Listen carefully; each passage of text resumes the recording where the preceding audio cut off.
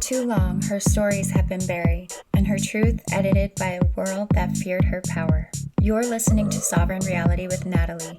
We are here to unearth the goddess, because her story is your story, and her rise is your reclamation. This is about you, authentically and fully you, recognizing your own divinity and stepping back onto your throne. Because the world doesn't need you quiet, babe. Boss ass bitch.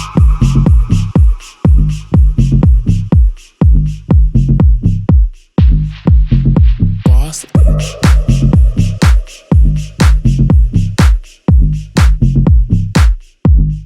Boss ass. Welcome back, beautiful souls. Today we are calling in Mama Qocha. She's the Andean mother of the waters, the one whose currents slip beneath the world like a heartbeat. She's not a goddess of possession or control. She's the one who whispers, "Release your grip, mujer. Let what wants to move, move." And that's why her yogic principle for this episode is Aparigraha, the art of letting go, the holiness of unclenching, and the wisdom of allowing life to flow the way waters know how to flow, freely, faithfully, and unhurried. So before the conquerors arrived with their cold steel and the colder gods, the Andes thrummed with stories of the natural world as family. Mountains were ancestors, wind was breath, and the ocean, she was Mama Qocha, Mother Sea. She was creator, nourisher, protector, and presence. But her story wasn't just quote-unquote goddess of the water. That's sort of like the reductionist museum plaque version of her. I feel like the truth is far more alive. In the Inca cosmovision, everything was born from the same shimmering womb of water, lakes, rivers, seas. And Mama Qocha was sort of like the steward of this fluid origin. Where the water moved, life followed. She was the protector of fishermen, the calm voice that parted storms, the unseen hands soothing the waves when a son or a husband or a brother was late coming home from the tides. But Mama Qocha wasn't this like passive or soft energy. She was strategic. If you think of the ocean, yes, it can be passive, but it can also be quite brutal. When wars threatened the empire, she didn't take up weapons, she shifted currents. She guided enemy rafts into dead waters. She pushed flood-bearing fish toward hungry villages. She knew that influence didn't always roar, that sometimes it swirled quietly beneath the surface and moved everything. And when the colonizers arrived, they tried to demonize her, as they did with almost every indigenous feminine force. But the people didn't abandon her entirely. They kept her stories in the rituals whispered along riverbanks, in the way they offered the first sip of chica to the water before taking a drink themselves. Because you can erase names on paper, but you cannot erase a goddess who is literally the ocean. Mama Qocha survived because women kept her alive. Grandmothers rinsing grains in bowls of water, midwives blessing newborns with river water, weepers mourning the dead with tears that returned to her. Everything wet belonged to Mama Qocha.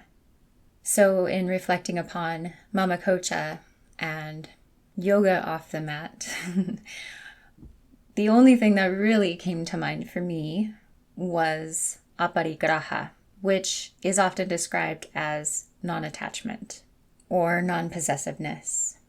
It serves as the fifth yama, or restraint, in Patanjali's Yoga Sutras, and it encourages living simply, so taking only what is necessary and letting go of hoarding material, goods, unhealthy relationships, or rigid beliefs.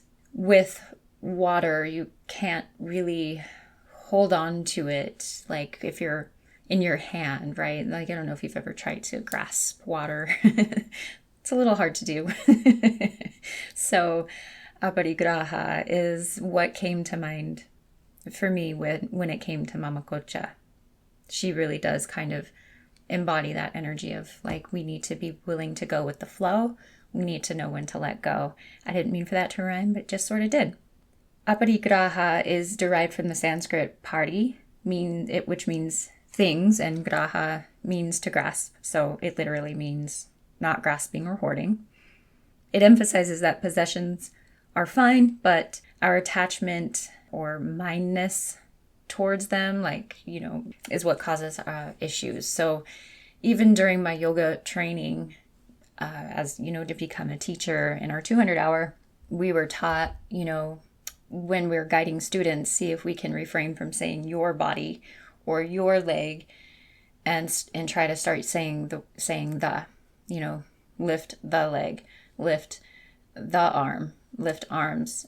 So taking away the word your from that to reduce that energy of attaching to your body in that way, because honestly, yes, there is that level of this is the body you are inhabiting for this lifetime, but you're not taking it with you when you leave this earth. So there's a sense of non-grasping to even your body. It's also considered the subtlest yama because there's this level of so I think many of us are aware of this, letting go of the past, letting go of future fears. But I don't know that we're always necessarily aware of maybe our constant need for more, or aware of when we are attaching too much to something or a story or, whatever that is for you. So I think, when I hear that, to me, it being the subtlest yama, I think it just doesn't stand out. It's more of it's the yama that requires the most awareness, I feel, because we may not always be aware when we're grasping, when we're holding on too tightly to things. Does that make sense? So some examples of this of this yama on the mat might be letting go of your need to achieve a perfect pose, or what your idea of a perfect pose is. Your need for it to look a certain way or be a certain way, or just you're clinging to a story around, I looked this way during my last practice and now it looks this way. And why doesn't it, why don't these look the same? So there's a level of clinging to a past version of you, because no 2 days are going to be the same. And who you were during your last practice is not the same version of you who showed up today on your mat. So there's a practice there with that yama on your mat. Off your mat, in your daily life, Aparigraha can show up as, I think this kind of goes without saying, but your physical belongings. What are you hanging on to that you don't use or don't need or haven't worn in years, just in case you fit into it again? I'm guilty of that. Or you're hanging on to this thing just in case you might need it again, when in actuality, you know for a fact you're not going to need it again, right? And if you did need it, you needed something like that again or whatever, you know that you could probably buy a new one if it came down to it, honestly, right? This can also show up as old habits that you're hanging on to, a lot of old opinions that you might be hanging on to, relationships that you're hanging on to that maybe have you might have outgrown, or they might have outgrown you. Sometimes people are not meant to stay around forever. Sometimes your beliefs change, and that's okay. You are allowed to change. You should be reserving your right to evolve always. Off the mat, this could also show up as emotional. Releasing old feelings of jealousy, feelings of resentment. Maybe there are feelings around the need to be right. Maybe there's an old heartbreak that you're hanging on to, because who would you be without that story? And In other ways, of course, Aparigraha can show up in terms of the environment. Are you taking from the environment and not giving back in any way? Aparigraha, with it being often described as non-attachment, can sometimes be viewed as like not caring or not clutching or whatever. But, Mama Qocha sort of reveals this in kind of a different way, in my humble opinion, that you can love deeply without choking the life out of something. Through her waters, she teaches us to keep what nourishes and then release what sinks us. She teaches us that flow is not the opposite of power, but that flow is power, right? That when we can turn on our backs and let flow instead of trying to control and micromanage every aspect of our lives. Like some areas, of course, we need to, show up and we need to organize things, but then we need to know where to let go and we need to know where to surrender. And that's what Mama Qocha teaches. And that you never lose what's meant to return and you never keep what's meant to drift. She also teaches us to let our emotions move like the tides, that none of them are meant to be permanent, even the good ones. I know, I hate to say that. I really do, because I would love for the good ones to always stick around. I would love to be in a constant state of joy 24/7, truly.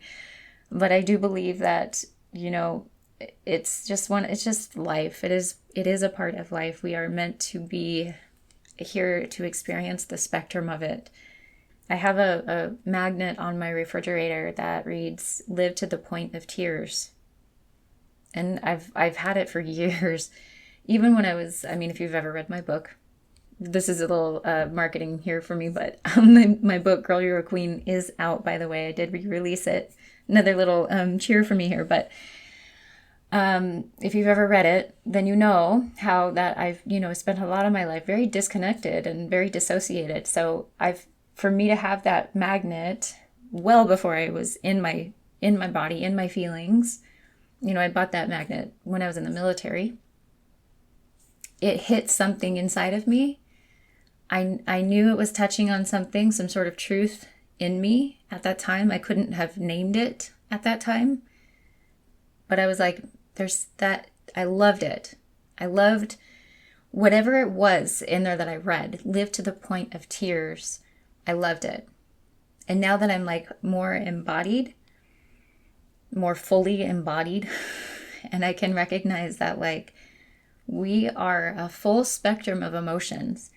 We are here to, as deeply as I have loved and as fully as I have loved, that also came with a tremendous amount of pain. But I wouldn't have experienced all of that pain if I had not loved as deeply as I loved. And would I want to do it differently? Ask me on a different day. For the most part, no. For the most part, no. There are some days that I have said yes. Okay. And I'm not going to lie to you. I will not lie to you, viewer or listener. I will not lie to you. But again, I'm human. I'm also human. So, it's a part of this human experience. So I think there's something to be said for all of it. And if I'm going to be in this body and I'm going to be this embodied version of Natalie, then that means I'm here to live to the point of tears. And that means I'm here to taste all of it and to experience all of it and to live open-handedly through all of it, right? Aparigraha, Mama Qocha, let it flow. I can't grasp any of it. I don't get to take any of it with me. That's pretty bittersweet, but also truth.